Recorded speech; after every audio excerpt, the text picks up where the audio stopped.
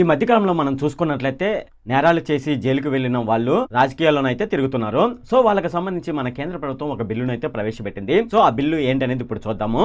మన రాష్ట్రంలో మంత్రి అయినా లేదంటే మన దేశ ప్రధానమంత్రి అయినా ఎవరైనా సరే తీవ్రమైన ఆరోపణలతో ఒక నెల రోజుల్లో జైల్లో ఉన్నారనుకోండి, అంటే 30 రోజులు జైల్లో ఉన్నారనుకోండి, దాని తర్వాత రోజు అంటే 31వ రోజు వాళ్ళు తమ పదవిని అయితే కోల్పోవలసి వస్తుంది.